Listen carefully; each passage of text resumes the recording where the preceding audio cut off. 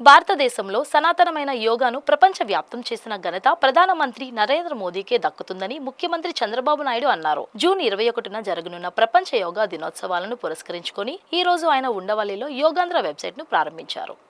యోగా అనేది కొద్ది మందికో కొన్ని ప్రాంతాలకో పరిమితమైనది కాదని, ప్రపంచంలో అన్ని దేశాల్లో నిర్వహించుకునే కార్యక్రమమని సీఎం చంద్రబాబు పేర్కొన్నారు. ప్రపంచ దేశాలకు భారత్ అందించిన గొప్ప వరం యోగా అని, ఒత్తిడి నుంచి ఉపశమనానికి యోగా ఉత్తమమైన మార్గమని వ్యాఖ్యానించారు. శారీరక, మానసిక ఆరోగ్యం కోసం యోగా అందరి జీవితాల్లో భాగం కావాలని ఆయన ఆకాంక్షించారు. ప్రతి ఒక్కరిలో స్పష్టమైన మార్పు తీసుకురావాలనే ఉద్దేశంతో ప్రపంచ యోగా దినోత్సవాలను భారీగా నిర్వహిస్తున్నామన్నారు.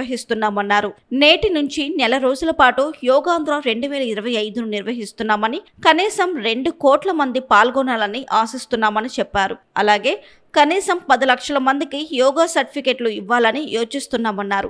జూన్ 21న విశాఖలో 5 లక్షల మందితో ఆర్కే బీచ్ నుండి భోగాపురం వరకు కార్యక్రమం చేపడతామన్నారు. ఈ ఈవెంట్లో ప్రధాని మోదీ పాల్గొంటారన్నారు. పాఠశాలల్లోనూ ఇక నుంచి రోజు 1 గంట యోగా ఉంటుందని సీఎం ఈ సందర్భంగా ప్రకటించారు. భారతదేశం ప్రపంచానికి అందిస్తున్నటువంటి ఒక గిఫ్ట్ గాని లేకపోతే ఒక ప్రత్యేకమైనటువంటి కార్యక్రమం. దీనికి నాంది పలికినటువంటి ఎప్పటి నుంచో మనకు వారసత్వంగా యోగా వస్తుంది.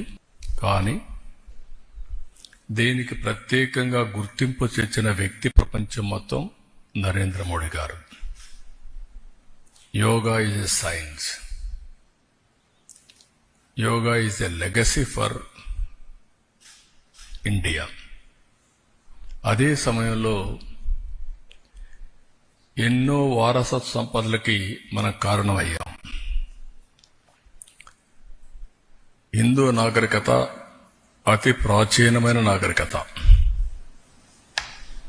అలాంటి మన దగ్గర వచ్చి ప్రపంచం మొత్తం చదువుకున్న రోజులు.